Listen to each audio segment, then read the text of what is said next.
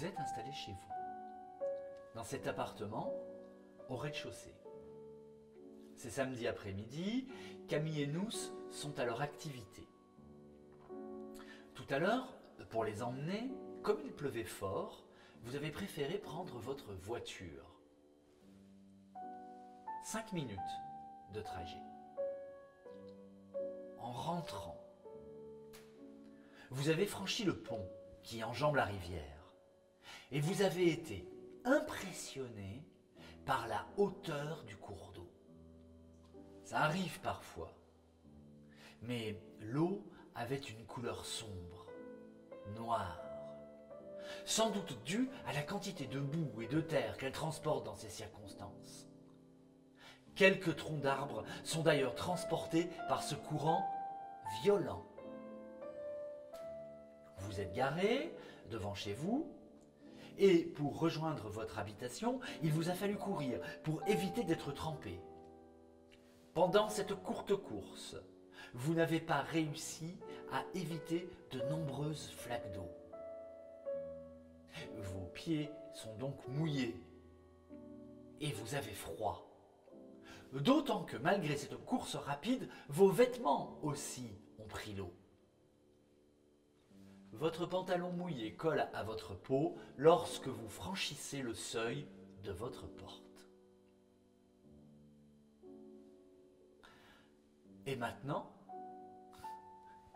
que faites-vous? Je me dis que j'aurais pas dû les emmener déjà. Et je me change, vu que je suis trempé. Bien sûr, naturellement. Dans 1 heure maintenant, il faut aller chercher Camille et Nous. En revenant dans la pièce principale de votre appartement, vous regardez par la fenêtre, la pluie a encore augmenté de puissance. Devant chez vous, dans la rue, il y a une bouche d'égout. Et il est vrai que dans ces circonstances, elle a tendance à se boucher assez vite. Aujourd'hui, c'est le cas. Elle ne joue plus son rôle d'évacuation. Il pleut. De plus en plus fort, l'eau dans la rue a donc monté. Il pleut. Vous voyez l'eau qui est montée dans la rue grâce aux roues de votre nouvelle voiture. Vous savez, la partie basse du pneu est entièrement recouverte d'eau. L'eau affleure au niveau des jantes. Et puis, vous entendez des bruits sourds. Peut-être le son des troncs qui se cognent contre les piles du pont.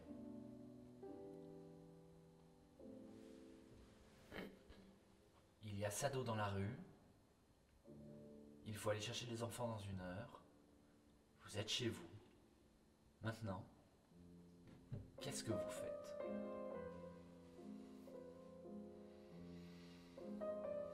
J'ai envie d'aller les chercher tout de suite, mais je sais que c'est pas du tout prudent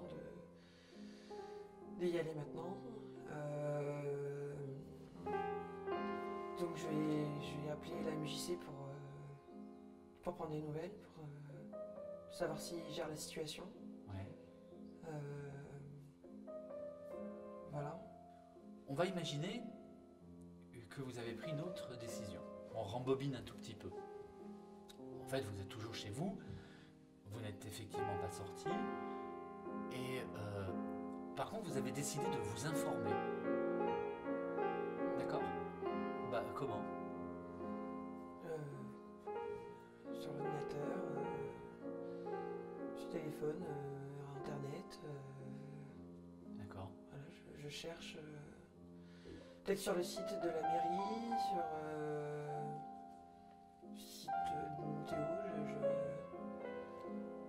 voilà, peut-être la radio. Alors, je cherche des réponses. d'accord. Quand vous dites peut-être, en fait, ça veut dire que vous essayez tout ça ou vous essayez un média en particulier? J'essaye tous les médias jusqu'à temps D'accord. que je trouve le bon, quoi. D'accord. Radio, Ouais, vous allez écouter quelle station? je cherche pareil. Pareil. Ouais, je cherche pour savoir si il y a des infos, France Info, France Bleu. Non. Alors, on va dire que vous avez écouté la radio locale, France Bleu, Ouais. justement. Et là, vous apprenez que toute la région est placée en risque inondation, vigilance rouge. Vous regardez à nouveau par la fenêtre. L'eau est encore montée. Elle est maintenant au niveau de la moitié de la roue de votre nouvelle voiture. D'ailleurs, vous voyez très bien l'eau couler sur la chaussée. Depuis la fenêtre de votre appartement, là, justement, celui où vous regardez, cette eau, pour vous, elle coule dans quel sens? De la gauche vers la droite, elle s'éloigne, elle s'approche. Comment coule l'eau dans votre rue, là? Elle vient vers moi. Elle vient vers vous. Elle tape contre le mur. D'accord. Et là, qu'est-ce que vous faites? Il y a cette eau qui s'approche. Je ferme le volet, je sais pas, j'attends. Vous restez chez vous? Oui. Par la fenêtre, vous voyez que l'eau est encore montée. La pluie s'est intensifiée. Même la lumière du jour s'est atténuée. Le bruit des arbres qui se cognent contre les piles du pont est de plus en plus fréquent. Dans la rue, devant vous, une poubelle s'est renversée et déverse son contenu. Et puis vous entendez une sorte de grondement. C'est le roulement des pierres au fond de la rivière. Ça fait ce bruit là, comme ça. Et d'ailleurs, ces pierres, en s'entrechoquant, dégagent dans l'air une odeur de soufre. Il y a cette eau, il y a ce bruit, il y a cette pluie, il y a tout ça. Et à ce moment-là, on sonne à votre porte. C'est votre voisin. Il est inquiet, il est très inquiet. Lui aussi est trempé de la tête aux pieds. Chez lui, l'eau est déjà rentrée. Pas chez vous, mais chez lui, oui. Le temps de se calmer un peu, il vous demande votre avis, Suzy. T'as vu ça? C'est quoi ça? Est-ce que tu crois que ça peut s'aggraver? L'eau, elle peut encore monter? Ça a l'air de vouloir monter, oui. Bien sûr, vous pensez que l'eau peut monter. D'ailleurs, le temps de cette conversation, l'eau a encore grimpé de quelques centimètres. Votre voisin se décompose, s'assoit sur une chaise, vous dit que sa voiture à lui est déjà inondée. Il veut aller chercher ses enfants qui sont dans le même bâtiment que Camille et nous à la MJC. Suzy, c'est super urgent là. On peut pas rester comme ça. Ma voiture elle est foutue. Ma voiture elle est foutue. La tienne elle est en bon état, je l'ai vue, elle est là, elle est garée, elle est en bon état. Il n'y a aucun problème. On prend ta voiture, on va les chercher. Allez, on y va. Non mais moi je prends pas la voiture avec ça dehors là. Mais Suzy! Non, mais je ne prendrai pas la voiture. C'est trop dangereux. Au risque de se faire emporter, il pourrait y avoir un tronc d'arbre qui pourrait nous bloquer la route. J'ai envie d'aller chercher les enfants. Ah bah alors on y va. Mais non, on peut pas. Suzy, le tronc d'arbre t'oublie complètement. Pour l'instant, ils sont dans la rivière. Il y a Sado sur la route. Si on y va, on a 5 minutes pour y aller. Autant pour revenir, dans un quart d'heure on est rentré et on est à l'abri avec les enfants, les tiens, les miens. Non, il faut pas prendre la voiture. Non, allez. C'est le moment, franchement là c'est le moment. Si on la prend pas maintenant, ça sera trop tard. Suzy. Non, j'ai trop peur, c'est trop dangereux, j'y arriverai pas. Si tu veux je conduis, Moi, c'est le moment. Le temps qu'on discute là, on serait déjà revenu. Presque. S'il te plaît, Suzy. Tu sais, il y a combien d'eau Là, il y a ça d'eau, tu vois, c'est pas grand chose, c'est la moitié de la roue là. Justement, avant que ça monte. Après, ça sera trop tard, après on n'ira plus, c'est sûr. Suzy, on prend ta voiture, on y va, allez. Non, je préfère pas. Imagine tu te fais emporter sur le chemin du retour parce que ça a encore augmenté. Non, ça me fait trop peur. Non.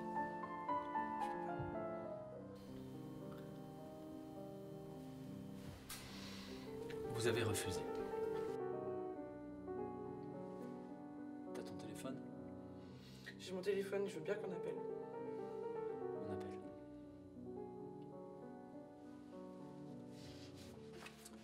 Et là, est injoignable. Le réseau téléphonique est saturé.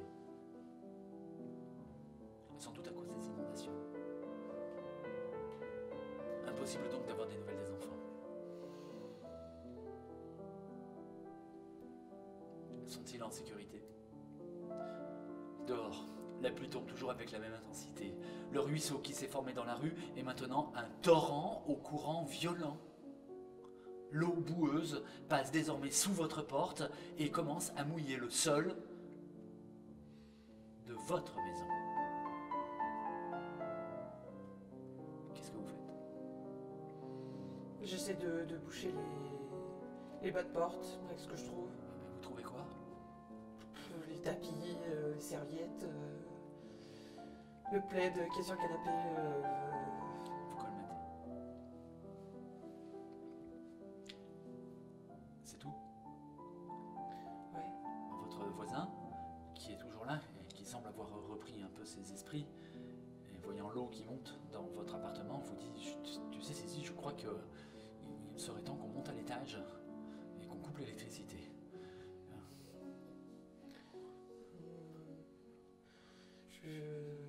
C'est une bonne idée, mais enfin moi je suis pas qualifié pour. Ça se trouve l'eau elle est déjà. On pourrait se faire électrocuter quoi. Oui, je sais pas, moi non plus. Qu'est-ce qu'on fait? On coupe l'électricité ou pas? Ouais, je pense que c'est mieux pour après, donc on coupe et on monte quoi. On coupe et on monte. La maison se trouve alors plongée dans la pénombre. La rivière a maintenant bien débordé. Cette fois-ci, ce n'est plus contre les piles du pont que viennent se cogner les troncs d'arbres, mais directement contre les murs de votre maison. Vous entendez nettement ces bruits sourds répétés là, qui frappent les murs. Au fait, tout à l'heure en montant à l'étage, est-ce que vous avez pris des objets avec vous, en particulier? Non. Justement, dans la précipitation, vous avez oublié votre téléphone portable sur une table dans l'appartement, en bas. Vous voulez le récupérer, mais l'eau est encore montée. Vous le voyez grâce aux chaises, maintenant, qui, elles, flottent sur cette surface froide et boueuse. Vous hésitez, parce que rejoindre ce téléphone vous obligera à avoir de l'eau au niveau des genoux. Votre voisin, très inquiet pour ses enfants, comme pour Camille et nous. D'ailleurs, vous dit, Suzy, on ne peut pas rester coupé du monde. Mon téléphone à moi est inutilisable. Il faut le récupérer. Le tien, de téléphone.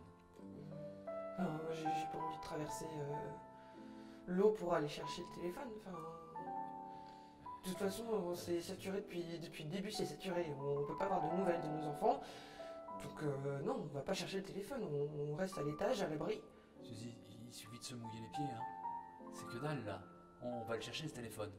Pour le moment c'est saturé, je suis d'accord avec toi, mais ça va pas être saturé tout le temps. Je dirais pas, donc Suzy, pense, Camille, elle peut avoir envie de t'appeler. Qu'est-ce qu'elle va se faire comme souci, elle? Hein? Au moment où elle veut joindre sa mère pour entendre une voix rassurante, on pourra même pas l'appeler parce que son téléphone, il sera complètement submergé par la flotte. Je dirais pas en tout cas. Si les pompiers... Je peux pas traverser ça. Imagine, ça monte d'un coup. C'est trop dangereux. Imagine, il y a un truc qui nous prend, on reste bloqué à l'intérieur parce que je sais pas ce qu'il y a là.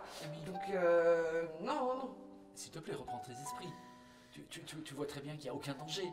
Toutes les portes sont fermées. Il n'y a pas quelque chose qui va se mettre à traverser la pièce d'un seul coup. Ce téléphone, on en a besoin. Pour notre sécurité, pour la sécurité de nos enfants. Voilà. Et là, il est inutile. Mais il n'est pas inutile, il est inutile. Mais à un moment, le réseau il va revenir. À un moment, les pompiers vont avoir besoin de nous joindre. Imagine, il va bien falloir qu'ils choisissent. Qui on va sauver? Et bien ceux qui répondent pas, on va pas les sauver, c'est tout. Moi j'y vais? Oui, je peux pas y aller. Bon, bah je viens le chercher.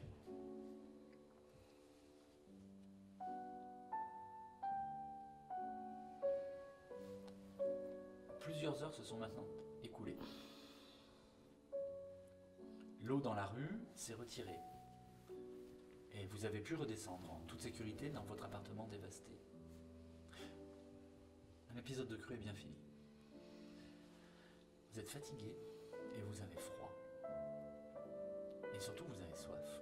Vous avez soif parce que depuis le début de cette inondation, vous n'avez pas bu. Ça fait plusieurs heures que vous n'avez pas bu. Vraiment, très soif. Comment faites-vous? Je prends une bouteille d'eau dans le placard.